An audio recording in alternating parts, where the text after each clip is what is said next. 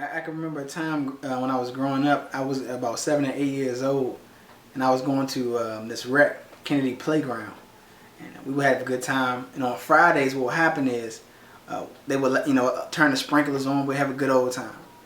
And I was always the type of person that loved to help people. I was always compassionate for people. I always had a love for people. And pretty much we were in a sprinkler system. Everybody was having a good time. And this one guy noticed he was bigger than everybody else. He was bullying this other guy. So I must have been watching too much TV or something that day.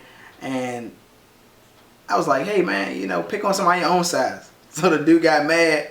He walked up to me, looked me dead in my face. I mean, I was terrified. I was nervous and I was scared.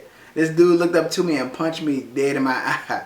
I went to the counselor's office and I was crying. I was, this guy, he hit me in the face. I was just trying to help the other guy. I was just trying to look out for him, And I went home that day. And I walked in the door. My brother saw my eye. He said, what happened?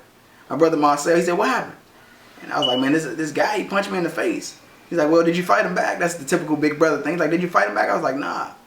So my brother started to tell me, just started talking to me. He's like, hey man, this guy puts his pants on the same way you do.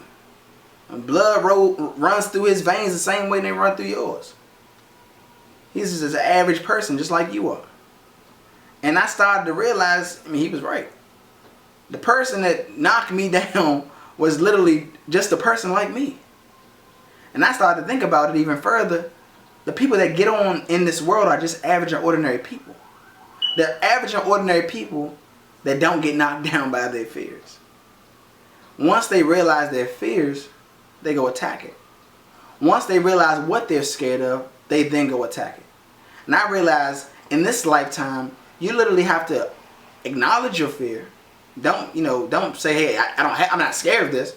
Realize what you're scared of, right? Realize what's holding you back and go attack it.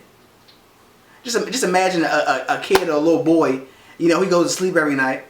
And, someone's mom and dad cuts the light off maybe 10 to 20 minutes later. He's screaming, mommy, daddy, the boogeyman is in my closet. The boogeyman's in my closet. Dad comes in there. He's like, hey, son, I checked in the closet. There's nothing there. Go to sleep. An hour later, mommy, daddy, the boogeyman's in my closet. Dad comes again, checks in the closet. Son, there is nothing there. See, the thing about it is the child has literally made up in his mind that there is a boogeyman there. That there is something literally in his closet. And because it is in his closet, he can't go to sleep. And that's the same exact thing when it comes to with our fears. We make up things in our mind and we say, hey, this is what's happening. And because we have made this up in our mind, this emotion that's attached to our belief is in our mind, thus we can't be successful. And it's literally holding us down and crippling us. So once you realize that there is literally no fear, because fear is something that you create, fear is just a figment of your imagination that you have subconsciously made in your mind. Once you realize it's not real, and you go attack that fear, then you'll be one step towards success. You'll be one more step towards success.